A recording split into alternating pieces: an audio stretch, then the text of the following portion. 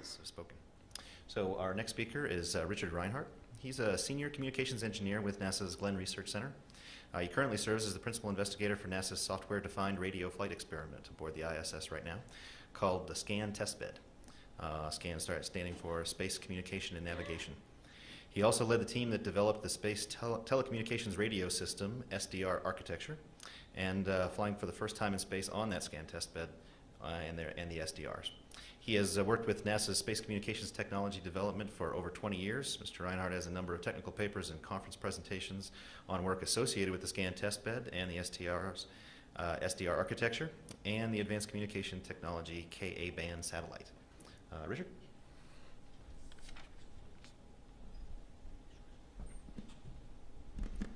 Good afternoon, everyone.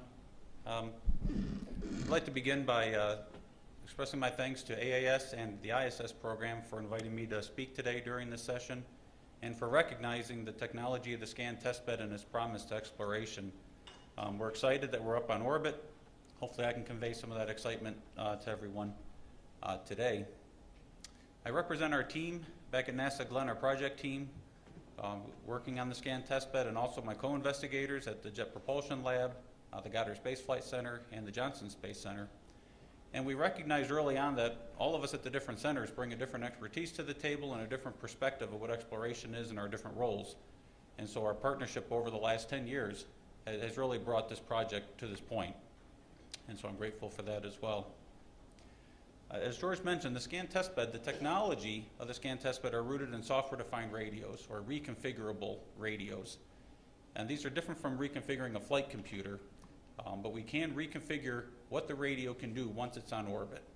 So whether for new opportunities or to help solve problems, we can change the software, or what we call firmware, on the radio to change its functions, literally change whatever the personality of the radio or what its job is to do.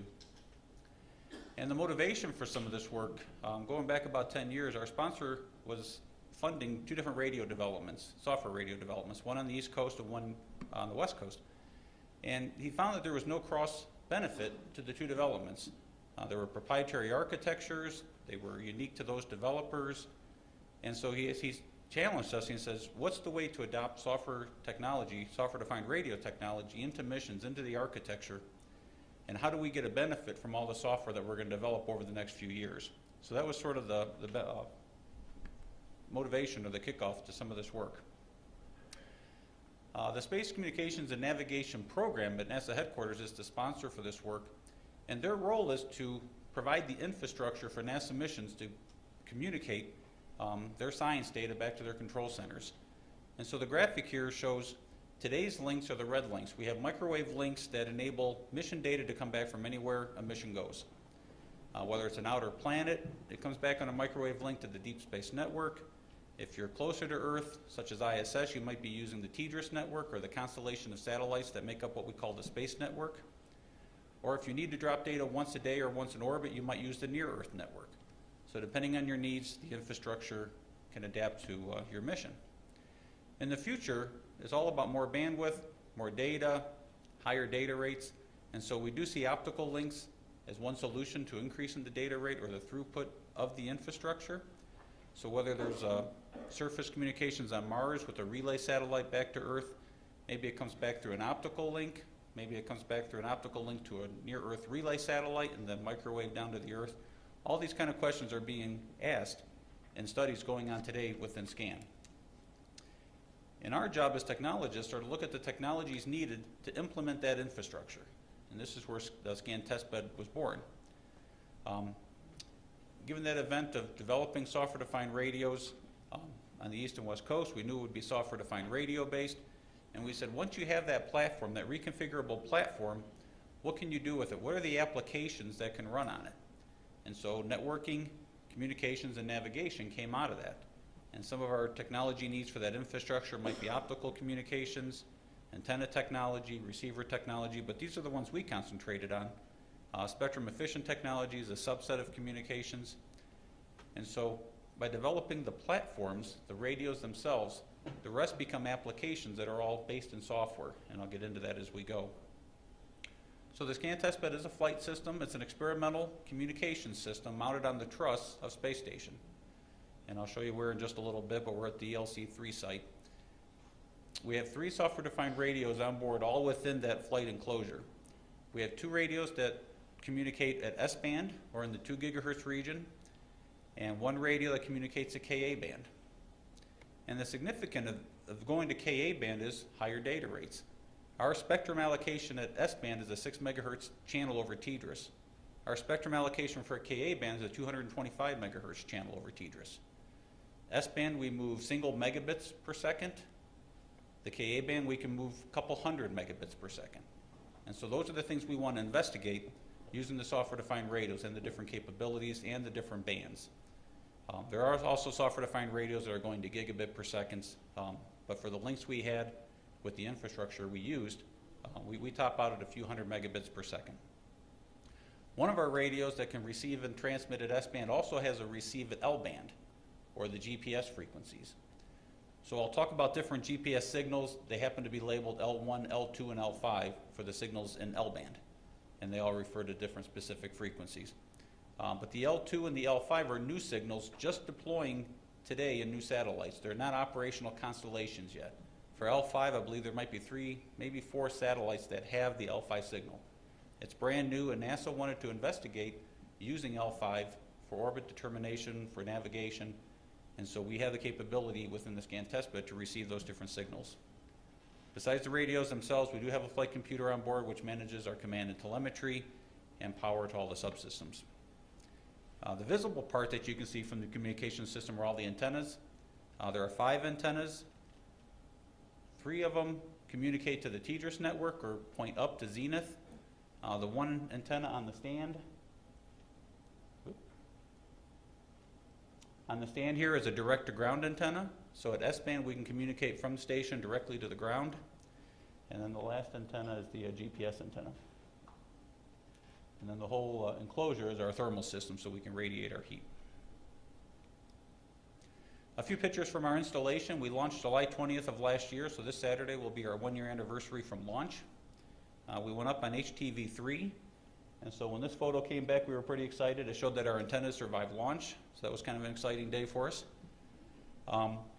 And then from our removal from the pallet to our installation on the ELC site, this is probably about a week's worth of work, but the actual transfer is a 6-hour window. We had a 6-hour thermal window to make that transfer because we lose power here and we get it back here. And we used about all of it to get there. 5 hours and 45 minutes later, we were installed at the site. And at some point, there was a go, no go, and we went, and there was no going back. So the operations installed us, and we've been fine ever since. The other interesting thing about being on space station, when you launch a satellite, you typically don't get to see it again. And the quality of this picture is a little poorer because it was taken from a video clip where we moved our antenna for the first time. This had a launch lock mechanism on it to survive the launch loads, and moving this antenna was critical to operating the Ka band antenna. Without it, we would have a radio that couldn't talk to anything.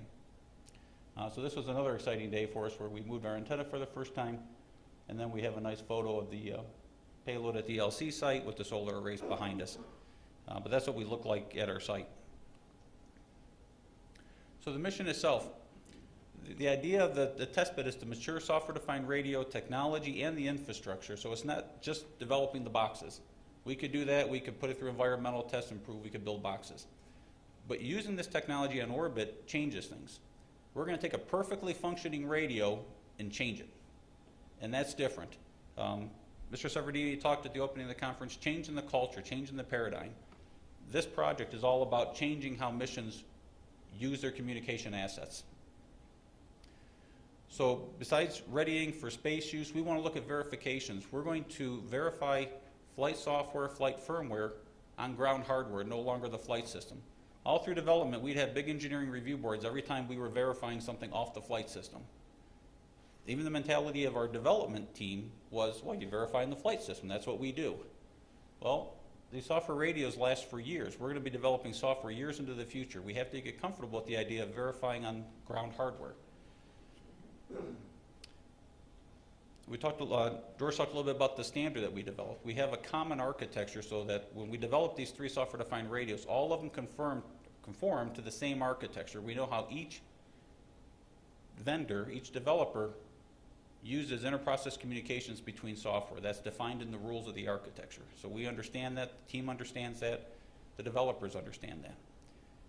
So part of our objectives is to have an experiments program where other people besides the developers can develop software for these radios. So an experiment is an experimenter bringing us software or firmware to run on the radios to conduct their experiment. It could be a communications application, navigation, GPS, whatever our capabilities are. We're looking for users to use the system besides ourselves. And by doing that, we're going to start building a repository of software. Again, it goes back to this cross-benefit. If Mission 2 can use the software from Mission 1, now we have software that's been verified, flown on a flight system, gone through the steps of development, and the goal of reducing the risk to that next mission using that software. And it also becomes an incentive for them to build compliant with the architecture, because now they can reuse that software. Is it as easy as moving an executable? No. There's still an activity we call porting the software. You still have to move the software from one platform to the other.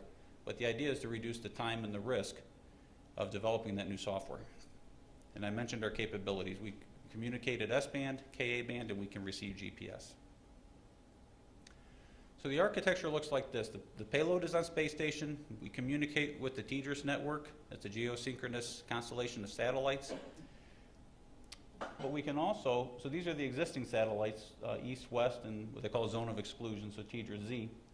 But we can also check out new satellites that NASA launches. And in fact, within the last month, we completed our portion of testing with TDRS-K, which is NASA's newest TDRS satellite.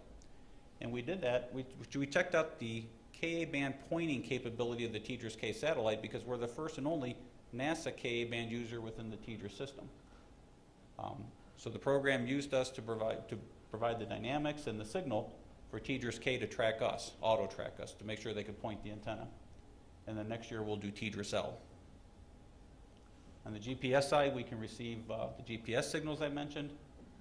That Earth-facing antenna is at S-band, and we just show wallops for the picture, but we can talk to any ground station, be it commercial or international, any ground station that can be compatible with our frequency plan we can talk to, as well as CubeSats or anything else that can talk to us. On the ground network, because we're a station experiment, we do use the command and telemetry path through the HOSC. So that works for all our commanding and telemetry. And then for our data links, or our RF links, we have a direct path from the Glenn Research Center over to White Sands to transmit and receive data. So why use software-defined radios?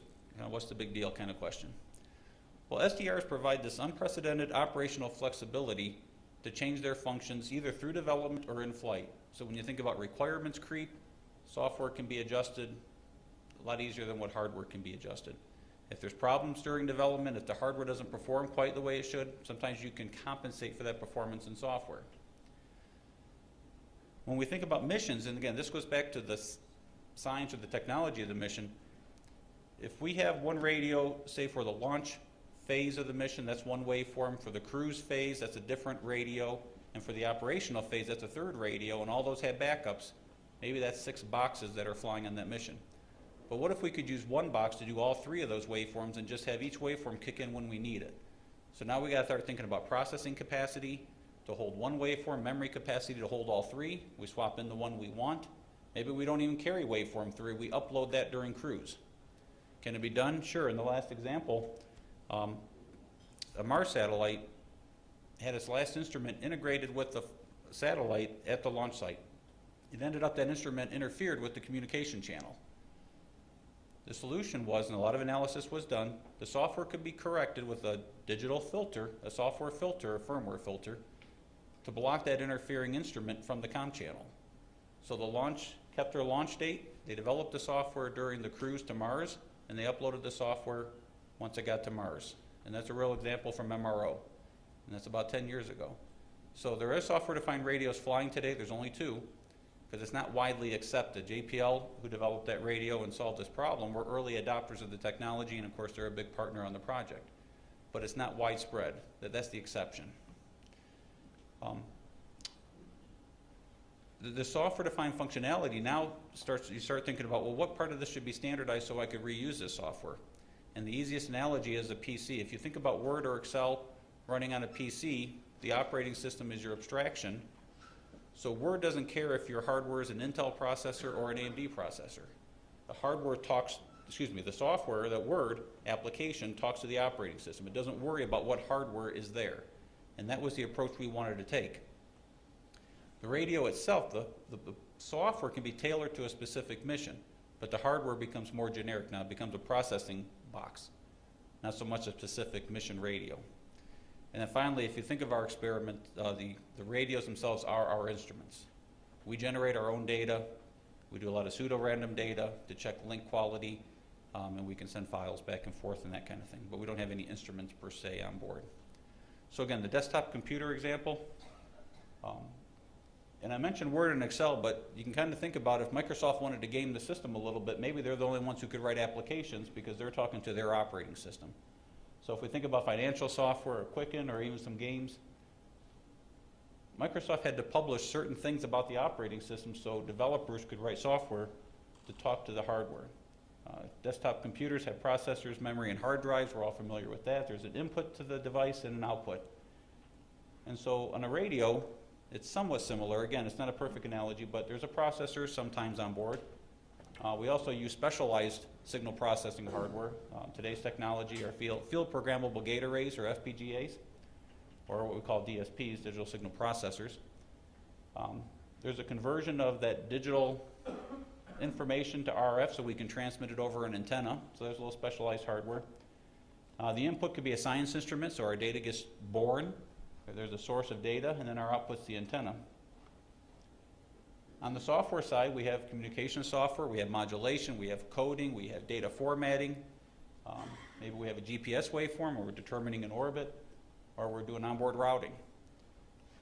But we still have this abstraction layer. The idea of having portable software is this abstraction layer that is published so that everybody developing software knows what it is.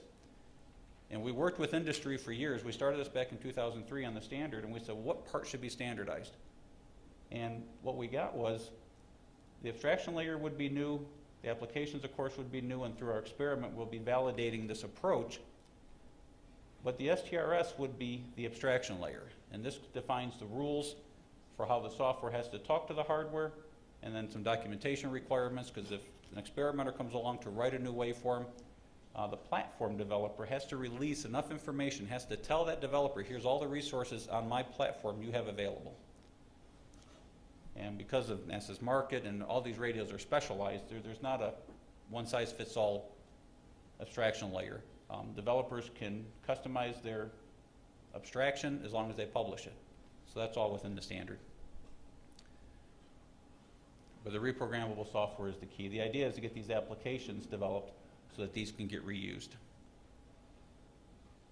So the impact of the testbed, reconfigurable devices are going to be part of our missions. This is the way the industry is going. It reduces the cost for missions, it reduces the cost for NASA. Understanding their function both as a box and within the system is critical. We're pushing through the standard to have an open platform model. The radios themselves can last years, 10 or 15 years on a mission.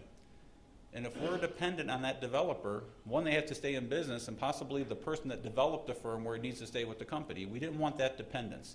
It's too long of a life cycle. So the standard architecture allows third-party developers. That might be NASA, it could be a university, a small business, a big commercial business. We wanted to enable third-party developers to develop the software, and industry has accepted that. They've accepted that model that NASA is going to be buying waveforms separately from platforms. And that's how they're actually, I've seen RFIs and I've seen proposals where they have started to use STRS as something that NASA values. They see that value. And again, the incentive to conform to the architecture for missions is to get a hold of software from that application repository. And then we talk about changing the culture. And I mentioned the routine verification of new software on ground hardware as opposed to flight hardware. But what about the rapid turnaround? We want to be able to do an experiment on Monday. Maybe the software worked, maybe it didn't. Monday night we're going to change it. Tuesday we're going to upload new software. We don't do that today, by the way, but that's what we're trying to get to. Because we have to find a mechanism to get it up to space station with overnight. That's somewhat doable.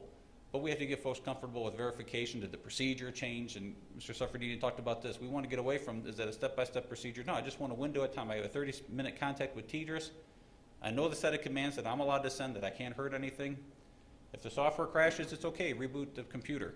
It's not going to hurt it. We don't want to do it a lot, but it's okay if it hangs. We can reboot it. There's always that golden waveform. We have a boot up mode. All those things are built in so that the radios are robust.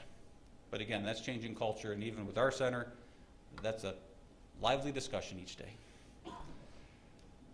Our early accomplishments, we have 3 radios flying on orbit today, all compliant with the architecture. We've developed waveforms for one of the radios, third-party waveforms. With the JPL radio, we had 2 new waveforms that were developed. GPS waveform was not launched with this system. It was developed and uploaded just within the last month or 2. And the waveform that we did launch was developed by Glenn and Goddard and flown on the JPL radio. So that was an independently developed waveform. The other 2 waveforms, this should sound familiar. All of our funding went into building the hardware first and getting it to orbit. Now the experiments are catching up with it. So we haven't developed waveforms for the other 2 radios yet. Those are in development now. And of course, through our experiment calls, we're looking for more waveforms. But so far on one radio, we've have the third-party waveforms. We're also operating NASA's first Ka-band mission with TDRS. There are 2 other Ka-band missions, the Lunar Reconnaissance Orbiter and the Solar Dynamics Observatory. Both are at Ka-band, but they're transmits only and they're direct to Earth. So we're the first transmit and receive a Ka-band transceiver operating with TDRS. And so that's a lot of lessons for us and lessons for the Space Network. And in fact, there was a lot of debate during our development about whether to do closed loop pointing. Ka-band at that frequency and the size of antennas we're using, our beam width is less than 1 degree. So it's very precise pointing. And some may be interested that with our beam width, we're less than 1 degree. We're able to detect flex in the truss at about 1 degree. We haven't done a rigorous analysis of it yet, but if you're interested in what the station is doing and how it's flexing, we can back that out from where we should be pointing compared to where we do have to point to maximize our signal. And we can measure the flex of the station. We've done some reconfigurations, primarily with the JPL radio at this point, but we have reconfigured the GD radio, I believe, at least once, but the JPL one we have because we have the new waveforms for it. We've received GPS signals at all 3 frequencies, the L1, L2, and L5. We believe we're the first civilian receiver at L5, so that's kind of neat. And we have been conducting tests with the Air Force. We just finished, as part of their test program, to receive signals and messages from the newest satellites they've launched. And so that's kind of neat. There's a CONUS, a continental U.S. test program, but since we have a 90-minute orbit, we can see a lot more satellites in a lot less time. And so we've been a part of their test program. And then the progress on the waveform repository happens. And all these accomplishments could happen in a lab. Well, not all of them, but some of them. But we have discussions with vendors about licensing their software because we're going to flight. A lot of these accomplishments don't happen unless we're in flight. You know, the architecture would work in the lab, but folks aren't going to fly it. We've been working technology for 20 or 25 years now, and unless it generates power or prints money, it's hard to get new technology to flight. And being on a space station makes a big difference because now folks are willing to have these conversations with us because we're, quote, real. We've walked through their steps. We've done the thermal testing 24 hours a day for 10 days straight. We've done the on-orbit steps. We've done the verifications. It makes a big difference to be in space, and so we're grateful for the opportunity to be on station to do that. Our experiment program goals, what we want to do is open it up to the community. We want folks to write software for these radios. We want to encourage national and international participation, both industry and academia. We want to increase the base of users that are familiar with STRS. We want to maximize the usefulness for SCaN. Of course, we're guided by the architecture documents, the roadmaps, those kind of things. That's how we choose experiments. That's how we release what we're looking for. And then the PI team that I work with, we want to have a balance among different kinds of activities. We want technology advancement. We want mission concepts. Maybe you might have a demonstration that says, well, I want to use your waveforms, but I want to do some type of next generation relay demonstration. Maybe the Earth is a surface of the lunar surface or Mars. There's a rover, and we're the relay satellite. Different types of demonstrations we can do. Maybe you have a science experiment. We can figure out how to use the radios. We can sample RF anywhere in the world. It's a neat capability. Some of the experiments we're doing, I apologize for the small text. I wanted to get this all on one slide, but I mentioned we do a lot with the White Sands network because we're the first Ka band user. We've checked out TDRS K and L.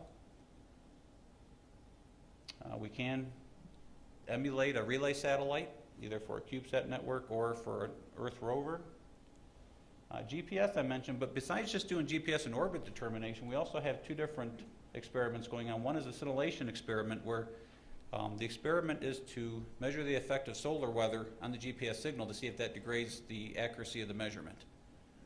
So there's a little bit of science there. The other one we have is, if folks are interested, we have a jammer detector experiment. Even though our antenna doesn't face the Earth, or we're not sure exactly how well it's going to work, we want to see if any Earth-based interference can affect GPS for satellites, or maybe there's a space source of interference. But both of these come to us through the SBIR program, so there's another avenue to get experiments in. We talked about networking, next generation SDRs for lunar exploration, and then some of the technology aspects, bandwidth efficient waveforms. There's a presidential directive for government agencies to find ways to use their spectrum more efficiently or to coexist with commercial companies. And so we have a role there to figure out how to better use the S-band spectrum we have. And then what's next for software radios? And we're looking to cognitive applications. The software radios can adapt to their environment. There's information from the modulation level, from the physical layer, and how can that be affected at the application layer? In other words, if I'm going around the Earth and I have a direct link to the ground, and when I come over the horizon, there's a lot of clouds, there's storms, my Ka band doesn't work too well, but by the time I get overhead, those clouds are gone.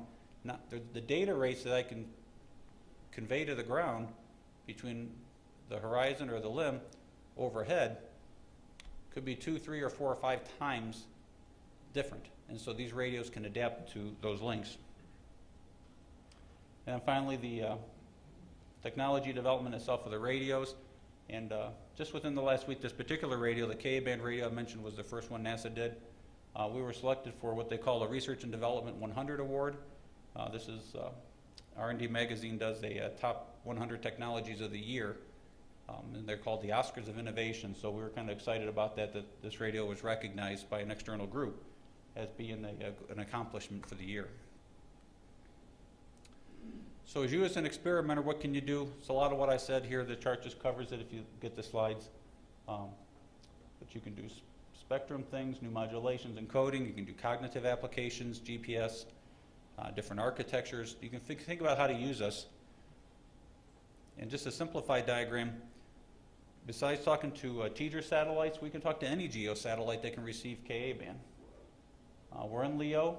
But we can talk to ground stations directly, we can talk to aircraft, we can talk to ships, anything below us that can receive our frequencies we can talk to. CubeSats are a lot of interest. If you don't have a ground station to get your CubeSat data down, maybe we could be a relay for you. You relay it to us, we relay it to TDRS, it comes down to White Sands, and we route it anywhere to get your data back. So again, trying to think about how to use us. Ways to start the experiment process. There's a couple of calls out.